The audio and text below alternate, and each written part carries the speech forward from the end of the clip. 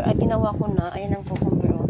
Yung dala-dala kahapon ng amo ko, yung maliliit na cucumber. So, hinugasan ko maigi at ito, in-slice ko siya. Tapos, ilalagay ko dito sa garapon at tapos iba, ilagay ko sa Tupperware. So, gagawin ko siyang pickles, cucumber pickles. Ilalagay ko na dito sa aking garapon. Gagawa ako guys ng cucumber pickles. Itong buti ko ay lagayin ko ng laman nito dati ay coffee.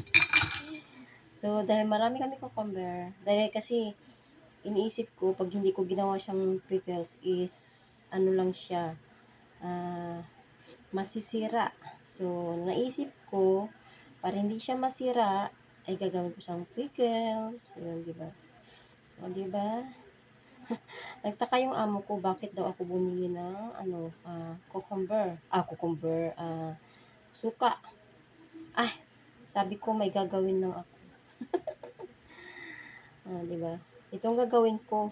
Kasi kahapon binili niya ito. Pag uwi niya, may dala-dala siya ng ampalaya. Tapos ganito. So, naisip ko, masisira ba? Hindi sayang. So, ang gagawin ko, para hindi masira, magawa akong pickles. So, ito. Diba? Sayang pag nasira. Diba? So, gagawin. Meron ako ditong maliliit na slice para dito sa itaas. Diba? Buti naisip ko ba? Paano? Nanood ako ng YouTube. Naalala ko kasi nanood nga ako kay YouTube. So, yun. Naisip ko nga ang cucumber namin, gagawin ko siyang pickles. Ang dali-dali lang naman gawin. Para hindi masira. O, sayang din. Ikatutuwa pa ng amo ko. O, diba? Ayun. So, nagpakulo ako kanina sa may ano ba to? Tawag dito? Vinegar, nilagay ko asukal, paminta, asin, etc. Yun lang, kung anong ingredients. Paggawa ng pickles, yun lang.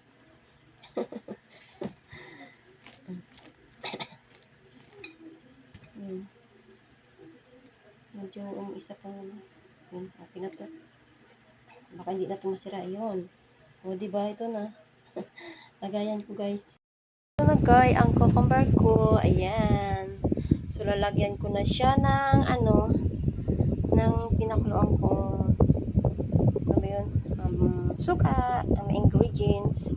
Ayan, guys, ito na ang aking suka na mga ingredients. Nilagyan ko siya ng konting turmeric. Diba? So, lalagyan ko na siya. Tikman ko.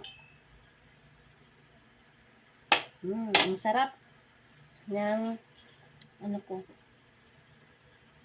So, isasalin ko na siya dito. Ayan. O, diba?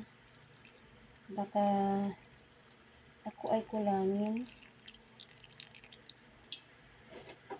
Okay lang, gagawa ulit ako pag pinulaan ko sa aking Yan, ito ng dalawa. Kailangan paapawan mo siya. O, diba? Sayang din kasi pag nasira, pag hindi ko ginawa siyang pickles, yung namin. Ayun, parang ito siya. Tsaka dito sa, yan.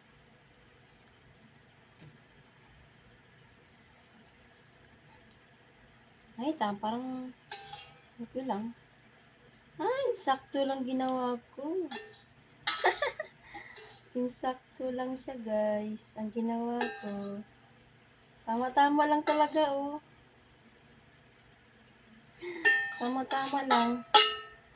Insakto lang yung sauce ko. Ayan, guys, oh. Ito yung isa. Yun. O, diba? Insakto. O, diba? So, yan. Tama-tama lang talaga yung ginawa ko. Ayan. O, diba? Yan. O, diba? Kaysang masira yung cucumber. Nakakasawa din gawing salad-salad din. Nasasawa na ako. So, ito yung naisip ko dahil kay YouTube sa kakapanood ko. Ito dito. Yan. Yan. Oh. Oh. Yehey! Meron akong pickles. Ayan o. Ay, yung medyo madilaw siya kasi nga, nilagay ko siya ng turmeric na konti lang naman, hindi naman masyado marami. Ayan. O, di ba? O. Yan, ibabad ko lang siya lagay ko siya muna sa labas ng 1 day bago ko ilagay siya sa ref. O, di ba?